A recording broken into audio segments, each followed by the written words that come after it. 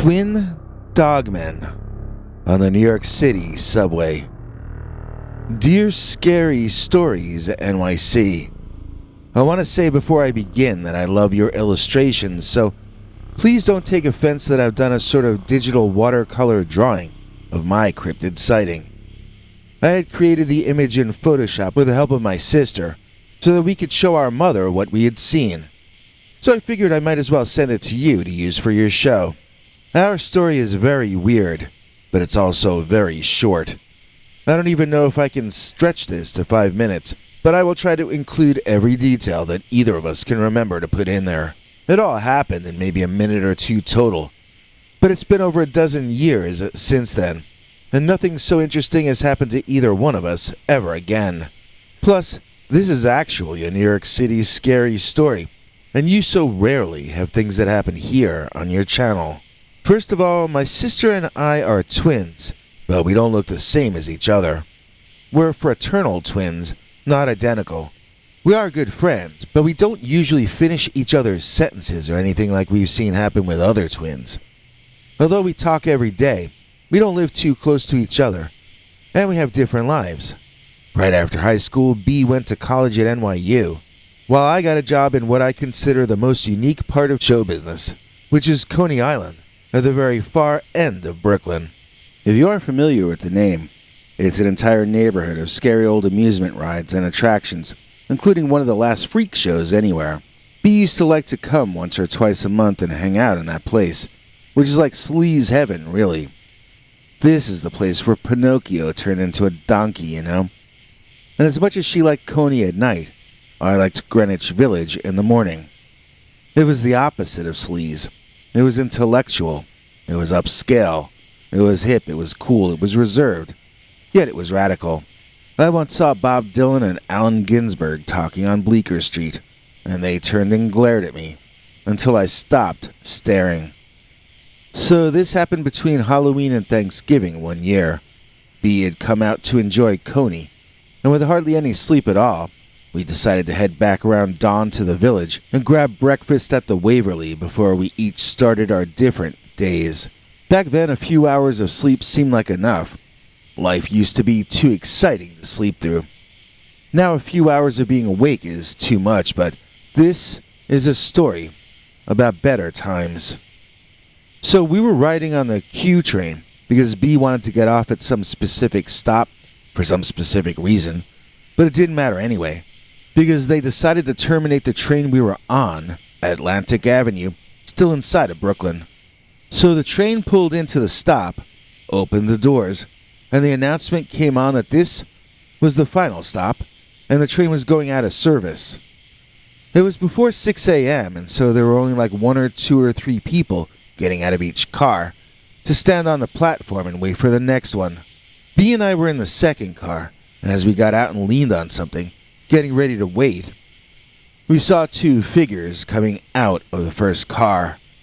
Unlike the rest of us, these 2 went quickly toward going upstairs, as though they needed to catch a different train. Also unlike the rest of us, these 2 upright walking figures were not human beings. One stood over 6 feet, the other was maybe 5.5. Both were covered in fur. Neither was wearing any clothing.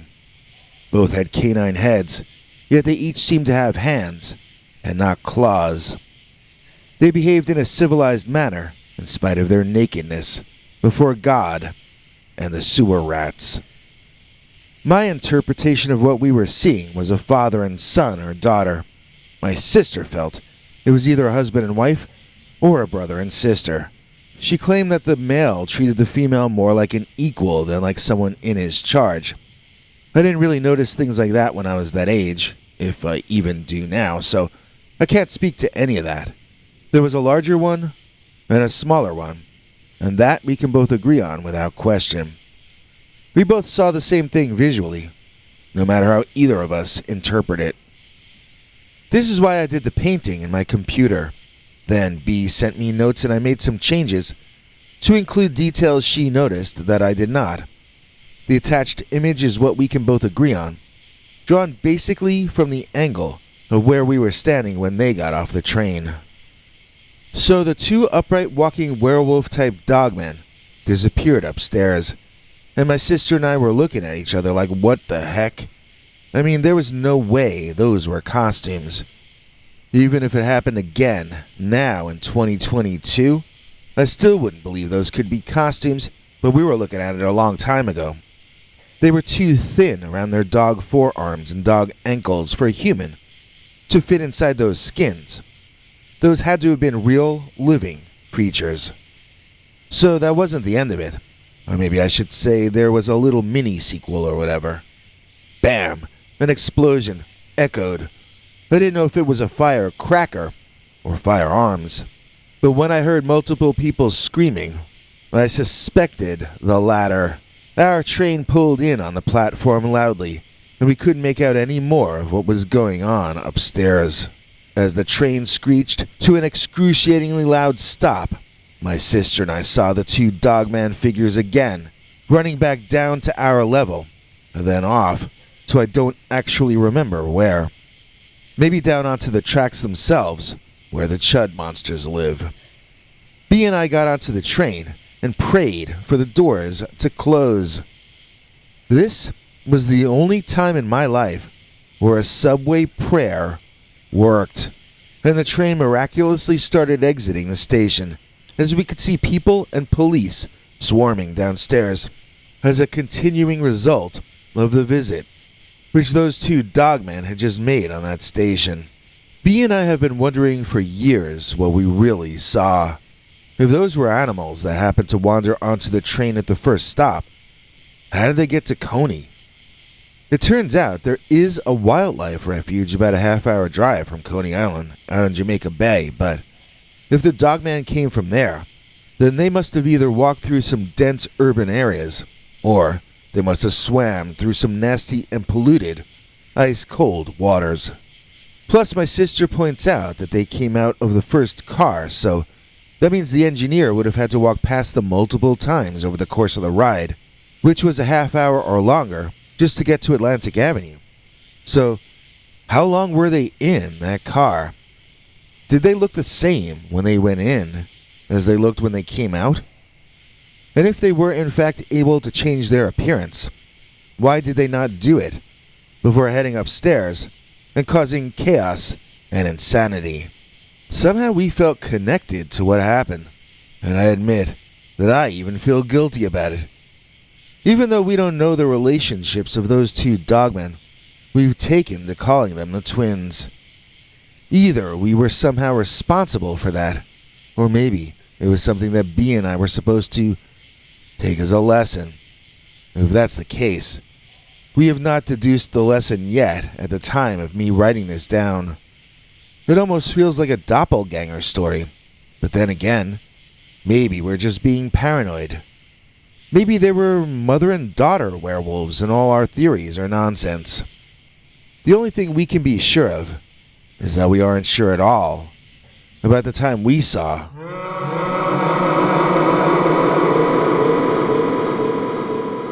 twin dogmen on the New York City subway.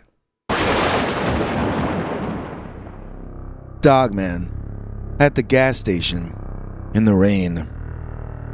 Dear Scary Stories NYC, I saw a werewolf in the rain at a gas station down here in southern Jersey, and I did this drawing of it. I don't know if it's good enough to show, but at least it should give you an idea of what I was looking at that night. So this happened quite some time ago, but I only learned recently that I'm not the only person to see something like this. Back then I didn't know what I'd been dealing with. It wasn't a Bigfoot, so nobody believed me when I would try to talk to them about it.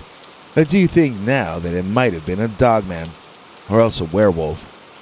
I was in this part of New Jersey that I don't even know what they call it.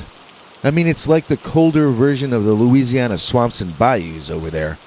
Do you know the part of Jersey I'm talking about? Between Egg Harbor City and Little Egg Harbor Township, Wharton State Forest, and Long Beach. There's this sort of vast wasteland of mosquitoes and very bad odors. It smells like the earth has indigestion over there. Or you could say it smells as bad as a Bigfoot. I've only had to drive around over there 3 times, and I got lost. Every single time, too. Because you asked me to, I went back to Google Maps Street View and tried again to find the gas station that this all took place in. I couldn't find one that looked the way I remembered it looking, though. It was pouring that day, and so dark out that it looked like midnight or 1 a.m., even though it was more like 2:30 or 3 in the afternoon. I had a really big box under a tarp in the back of my pickup that I needed to deliver to an address that I couldn't track down. This was the main reason I stopped in that gas station in the middle of that storm, to get some directions and a clue as to where I should be going to from where I was. So I pulled into this dimly lit but still open looking gas station, my windshield wipers whacking away, but still barely able to keep the rain off the glass long enough for me to see anything at all. I waited to see if anyone was coming out to help me, and didn't see any movement in the darkness over there. I beeped my horn, watching the office to see if that got any reaction. It really was hard to see with the rain beating down that hard onto the glass, but it did look like a single figure was advancing toward me in the downpour. I didn't blame the guy for not being eager. I wouldn't be either in this situation. Feeling bad about imposing on him, I checked my pocket to see if I had enough cash on hand to give the guy a $5 tip to thank him for helping me out on such a harsh night. I was doing the math in my head and also mentally preparing how I was going to ask for directions. I got about as ready as I was ever going to be, but then the guy never came over to my window. That was pretty weird. I craned my neck to look around, trying to see if maybe he was putting gas in my car, but no, he wasn't over there either. I got this fear sense in my chest that I used to get as a kid when we had a gang problem in our neighborhood. I felt like I must be in danger, and I should probably get out of there. I was thinking about where I could get directions from if I didn't get them from here, and my frustration and annoyance won out over my fear. Instead of driving on out of there, I rolled down the window and reached my head out into the huge, heavy raindrops, shooting down from the sky like liquid bullets. And I shouted out something eloquent like, "Hey, can I get some service over here and something or whatever already?" The sound of the rain beating down was intoxicating, but it wasn't getting me directions, and it was making me feel like I needed to go to the bathroom. Now, I'm not sure what my other options were if I wanted to get that big box delivered to that address that I couldn't find.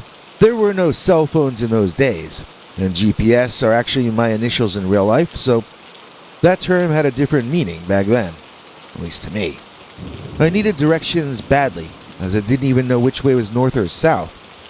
I beeped the horn again, and I looked around in the rain. Where had that guy gone that I thought was walking over to the car? Between him and the rain, I felt like I was losing my patience and my mind. Getting angry, I pushed that car horn down hard, and I held it down hard for as long as I could. If the gas station attendant wasn't going to help me, then I'd wake someone up from the next county over. That horn blared, and I screamed out the window, throwing a tantrum and demanding attention, which arrived in the form of a very long, fur-covered arm, ending in a kind of monster hand that I'd only ever seen in Hollywood movies before. It was trying to grab my face, or maybe it was trying to tear my face off, I'm not sure. I was leaning over into the passenger seat now, and although I was still screaming, it was a very much different and far less aggressive kind of scream by that point. More like a pathetic little squeal, to be honest. I slammed my foot on the gas, having forgotten that I was in neutral, and I succeeded only in revving the engine.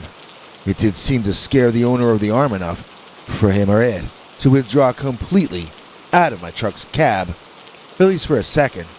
I was able to shift gears and start the car jerking forward before even taking hold of the steering wheel. Whatever random direction the pickup lurched into was the direction that hairy arm and its owner had moved to. I found myself locking eyes with a big, hairy beast. But not a Sasquatch, and not a Jersey Devil either. I could really only see it clearly from its belly up, but what I saw was real. It was a dog-headed man, or a werewolf. Its chest looked like a thin but athletic human male covered in sleek, dark fur.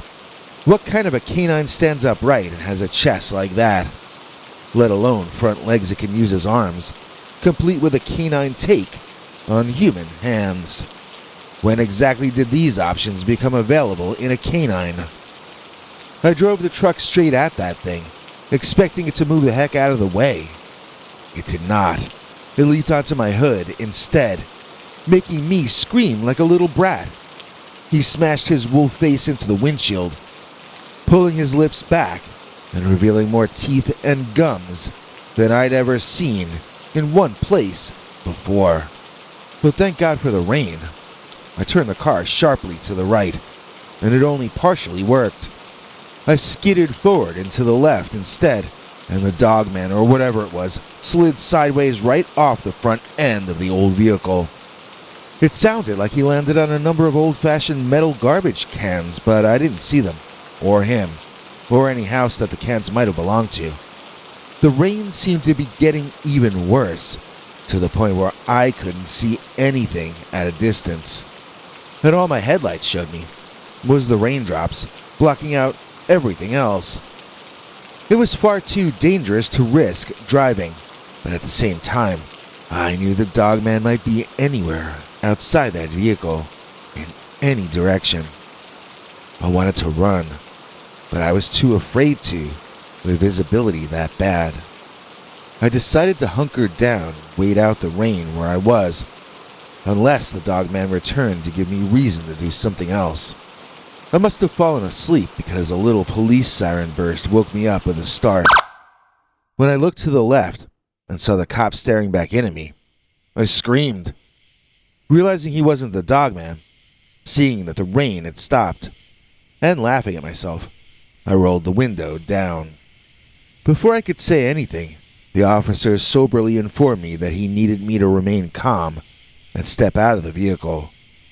I thought I was being arrested, but after I got out, I could see that in the rain, I had parked the pickup on the very edge of some land at the side of a swamp.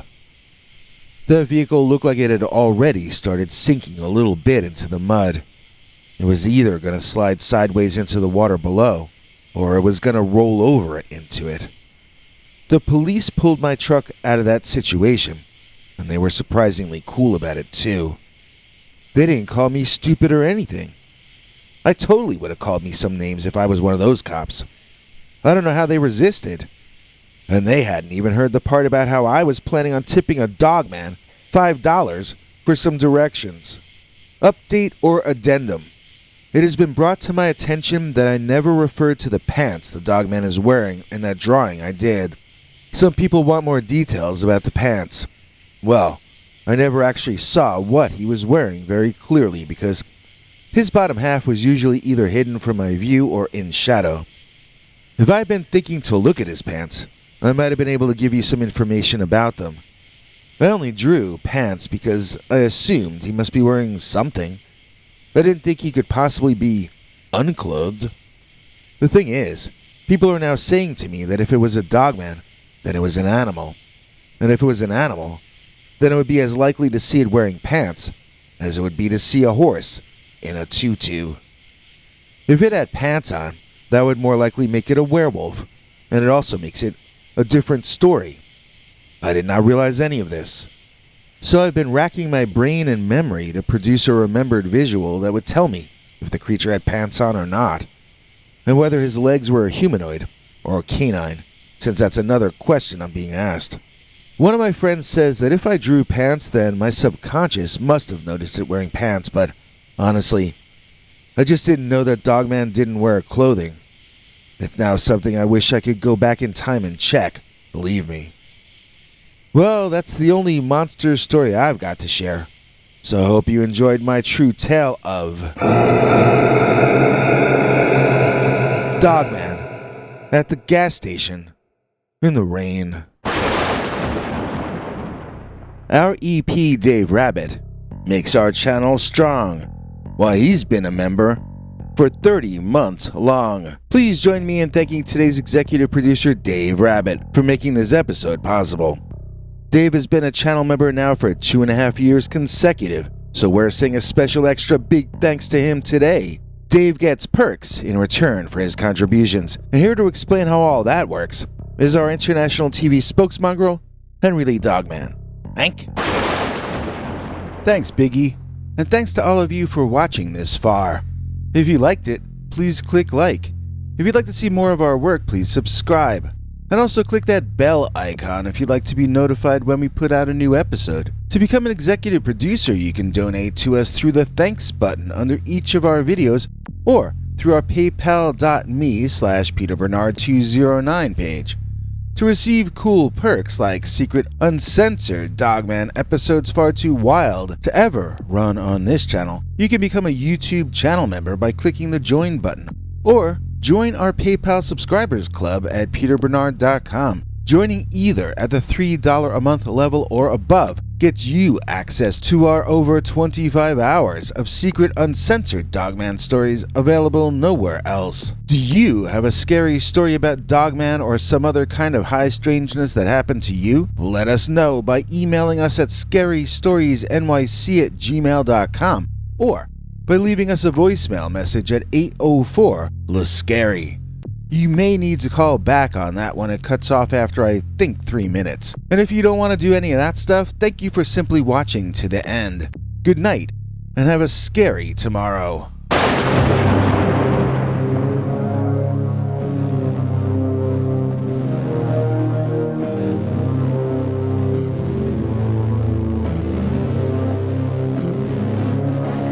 Come back for more scary stories.